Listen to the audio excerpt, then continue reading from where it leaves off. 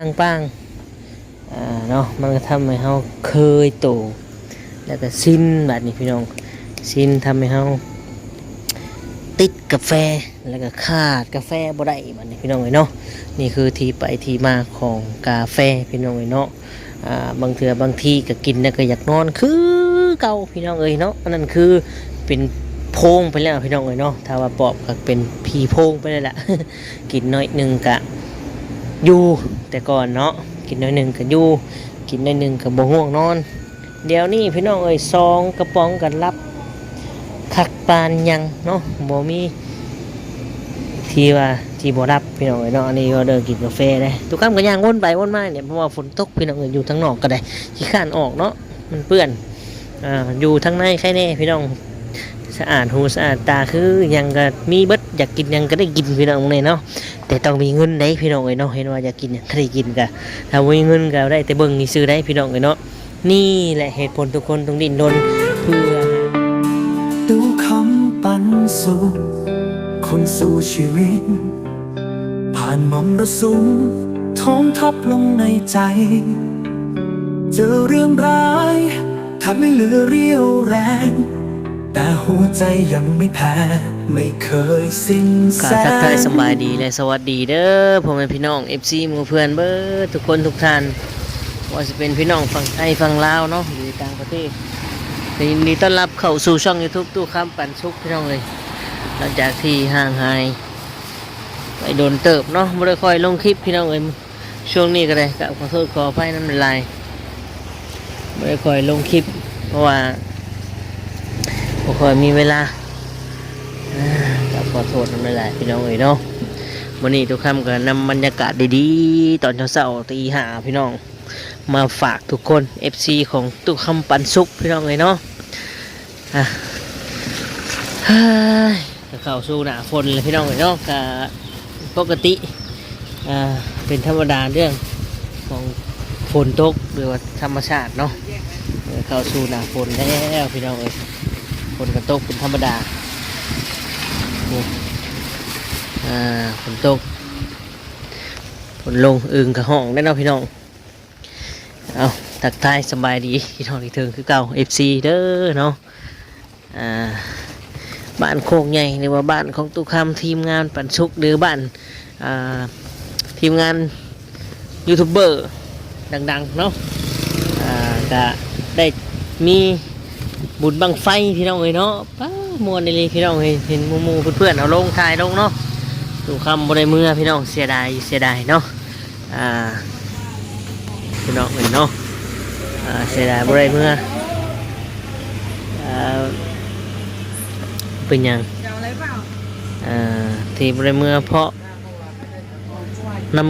ำงบไปเนี่ยโอเคครับผมพวกนี้เนาะวันนี้ยังไม่ทำหมด โอเคพี่น้องเนาะวันนี้เรายังเห็นบุบเราเราสื่อดูความหลายแต่มวนเนาะ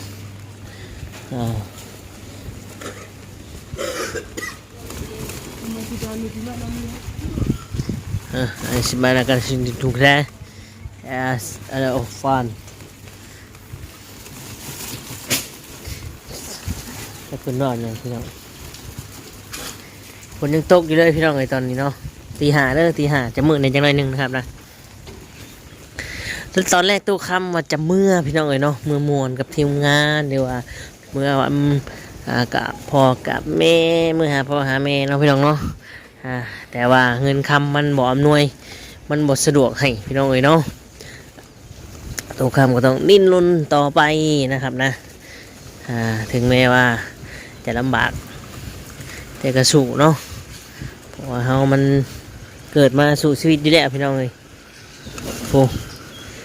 ผลกันยังโบยุดอยู่พี่น้องมื้อนี้ใส่ขาสั่นเลยมื้อนี้พี่น้องทุกคำเก่งขาสั่นเลยสวัสดีครับผมจังไรเนาะ สุดยอดเลยเพิ่งจะออกมาแล้วเนาะพี่น้องทุกคำหยุดก่อนเด้อโค้งเด้อต่อพี่น้องโอ้ยเนาะเป็นยังไงพี่น้องเอ้ยทักใดฝนตกกันแน่เนาะ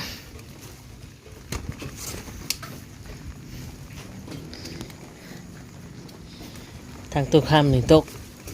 ช่วงประมาณตีสามเด้อพี่น้องเด้อตกประมาณตีสามก็ยังเห็นเวรเห็นงานอยู่เนาะพี่น้องเนาะ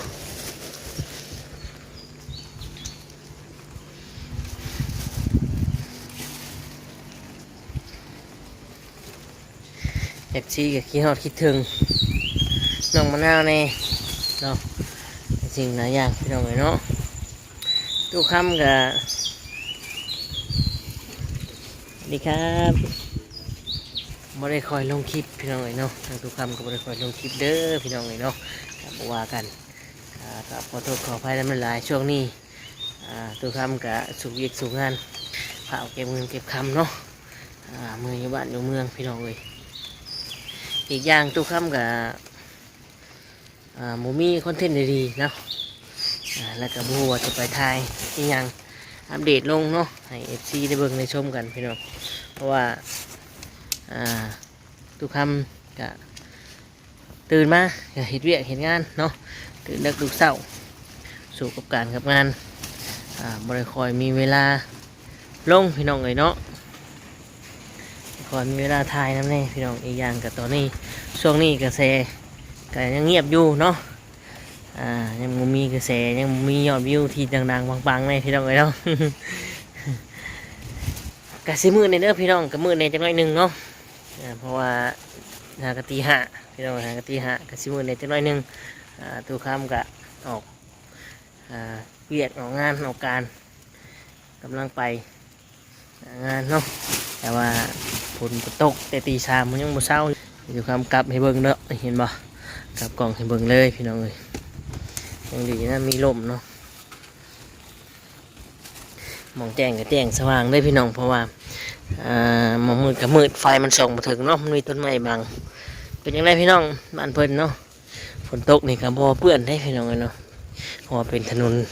อย่างดีเลยกลางวันก็ให้กว่ากลางคืนก็ให้กว่ากลางวันเนาะพี่น้องบ่มืดบ่ยังเลยกลางคืนก็ให้แจ้งสว่างสบายต้องยากอีกอย่างเลยพี่น้องรถก็คือบ่มีวิ่งมีผ่านมือนี่เนาะพี่น้องโอ้ยคือสิเงียบคักก็เป็นวันเสาร์วันพี่น้องวันศุกร์เนาะเสาร์วันศุกร์พี่น้องเอ้ยมันเป็นเช้าวันศุกร์นะครับทุกคนฝนตกเข้าหน้าฝนแล้วก็ตกก็เป็นธรรมดาเนาะนี่รถมาเลยพี่น้องทางหลังเนาะอันตายเนี่ยหมอกแล้วก็มีรถผ่านรถมาไวแท้พี่น้องนำไปก่อนเลยเอาไปก่อนเลยครับไปก่อนเลยครับ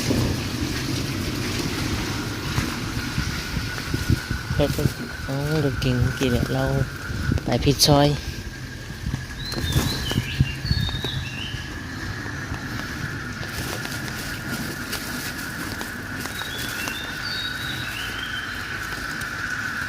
มองนี่ถ้าตกแห้งหรือว่าตกฮอดชั่วโมงนี่ท่วมได้ดิพี่น้องเอ้ยเพราะว่ามันระบายน้ำออกบ่ทันเนาะแต่ก่อนตุกคามเนี่ยโอ้ยไปเรียกแต่เช้าแต่ว่ามันสายอยู่นี่พี่น้องเอ้ยเนาะเพราะว่าน้ำมันท่วมพี่น้องทางขยะลอยเต็มอยู่บ้านนี่ต้องคอยไปพี่น้องเอ้ยอันนี้ขนาดมีร่องรอยท่วมอยู่เนาะแต่ว่าตกแต่ตีสามมันก็เลยระบายเบิดเลยเนาะ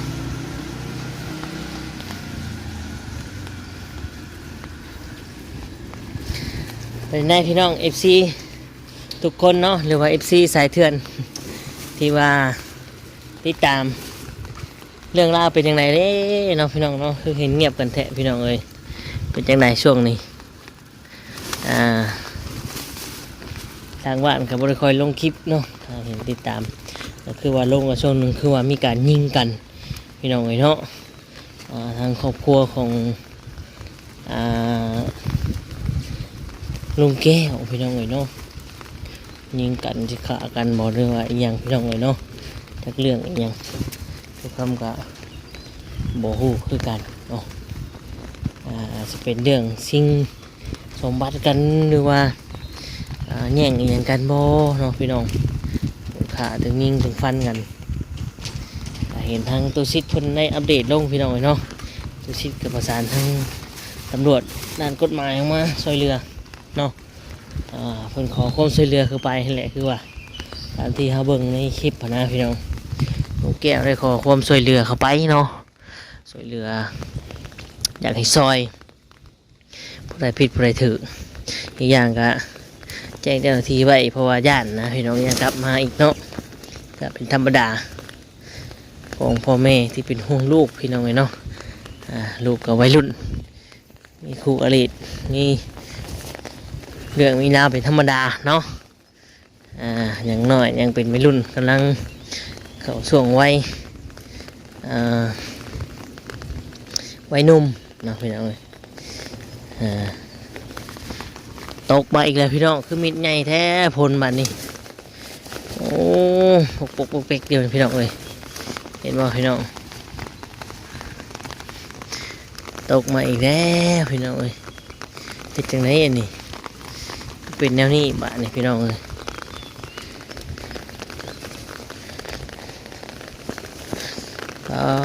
ถูก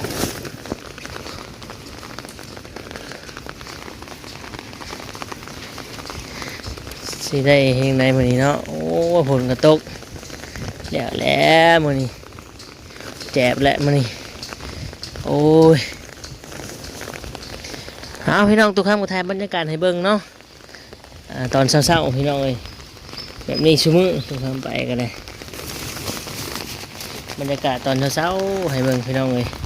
นี่แหละตกมาอีกแล้วพี่น้องดูดินี่เห็นบ่ตกมาอีกแล้วฝนกันเลยนี่ขนาดพี่น้องจังใดกันจังว่ากันไว้เนาะไอ้ตัวคำขอหยุดกล้องไว้ก่อนเพราะว่ามันจะออกสู่ถนนใหญ่พี่น้องเนาะไอ้ตัวคำออกเพราะถนนใหญ่ตัวคำจะอัปเดตให้เบิ่งว่าถนนหนทางสวยงามสำใดเนาะบ้านเพิ่น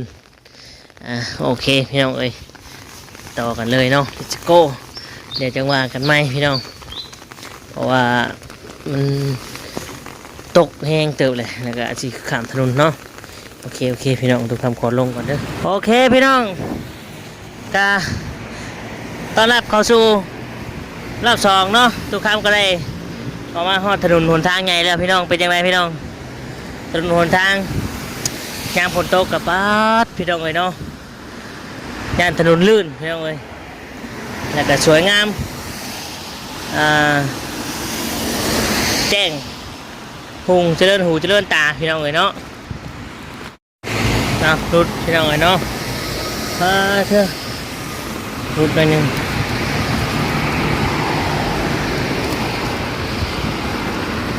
เดี๋ยวจะทำก็จะพักเซเว่นก่อนจอดตรงนี้ก่อนพี่น้องเลยเนาะโอเคพี่น้องเลยเนาะทำก็ได้จอดรถเรียบร้อยเลยรถขึ้นมาเรียบร้อยเลยเนาะพี่น้องฝนตกโอ้ยพี่น้องเลยเนาะหมอยอมรุดเลยบาทเฮ็ดจังไดดีเฮ็ดจังไดดีพี่น้องเลยพี่เธอหมูปิ้งกับพ่อหมูปิ้งพี่น้องเลยเนาะ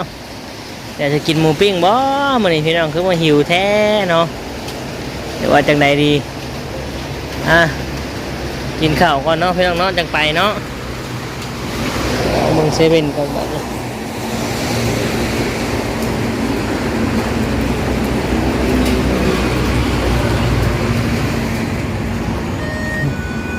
เปียกพี่น้องเอ้ยฝนตกใส่ขาสั่นมาเลยมันเนาะเกือบอีแตะอีกพี่น้องคนน่ะเอาไปแตะขอบฟ้าพี่น้องเลยเนาะโอ้เซเว่นพี่น้องเป็นยังไงโอ้ยหนาวมื้อนี้อากาศเย็น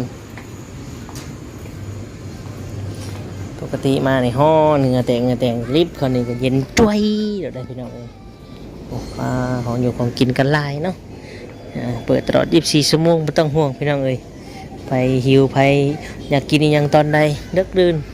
มาได้อีกเซเว่นนี่บ่มีปัญหาพี่น้องทำเห็นแล้วกินนึ่งนี่ได้แล้วนึงเนาะเป็นขนมมียังนี่พี่น้องบ่เคยกินเนี่ยสิลองกินน้ำเบิ่งยาวอีหลีโดนี่โอ้เบิ่งกัน มันคือขนมอะไรวะหิวอะไรก็แวะมาเซเว่นอีเลเว่นจักขนมมีอย่างชื่อมันนี่บ่ซานี่บ่พี่น้องขนมไข่มาบ่เนาะมันยาวแท้กินยังก็บาดขนมก็มีหลากหลายให้เลือกเลือกได้มักแบบใดชอบแบบใดเลือกได้ของดินของเด็กน้อยก็มีนี่ของดินเด็กน้อยก็หลายโอ้เนาะสายสักวงสักแบตมีครบพี่น้องเลยไม่ต้องห่วงผู้ใดต้องการเนาะแบตเชื่อมแบตบวกเขาขับรถขับล่างไปเสียบได้ โฆษณาได้ถูกคำก็ได้เนาะกินยังอีกพี่น้องวันนี้ ฝนตกต้องกินแนวห่อนบ่เนาะพี่น้องเนาะโอ้เกือบลืมพี่น้องบ่ได้ขาดบ่ได้เลยตัวนี้นะใส่นี่พี่น้องเบอร์รี่เนาะสีแดงนี่เบอร์รี่หนึ่งในใจคุณนี่เนาะ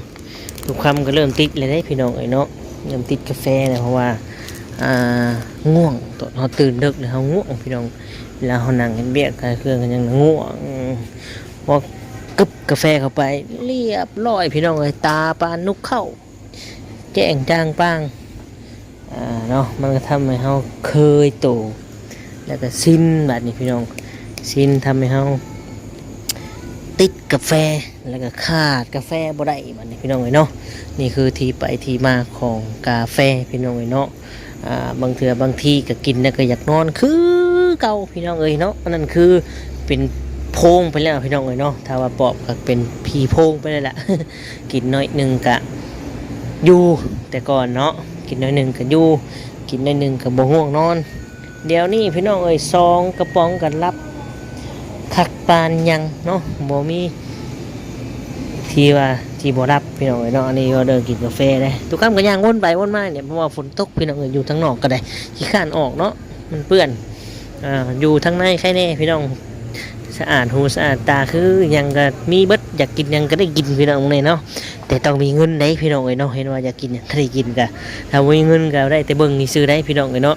นี่แหละเหตุผลทุกคนต้องดิ้นรนเพื่อหาเงินหาคำเลี้ยงชีพเลี้ยงครอบครัวเลี้ยงปากเลี้ยงท้องเนาะถ้าบ่มีเจ้ากะบ่ได้กินเนาะถามว่าเงินสำคัญบ่พี่น้องโคตรสำคัญเลยแหละพี่น้องเลยเนาะบางคนว่าเงินกับเวลาอันไหนสำคัญกว่ามันกับพอๆกันทันเดะพี่น้องเลยเนาะเวลานั่นก็มีค่ามหาศาลคือกันเนาะเงินนี่ก็มีค่ามหาศาลคือกันถ้าว่าบ่มีเงินครอบครัวก็อยู่ลำบากอยู่ยากพี่น้องเอ้ยบางคนเนาะบางครอบครัวอยู่ไปอยู่มาบ่มีเงินใช้เงินเก็บต่างคนยุคสมัยนี้แฮง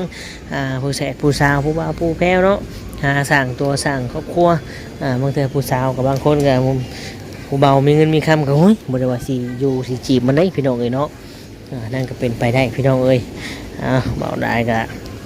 น้ำลายแห้งเนาะมีแต่ว่าทุกคำก็สิได้ขอตัวจบคลิปอำลาพระจากพ่อแม่พี่น้องไปเด้อบัดนี้พี่น้องเอ้ยเนาะโอ้ทั้งนี้ก็มีแต่ของอยู่ของกินของสดของนมมีเบิ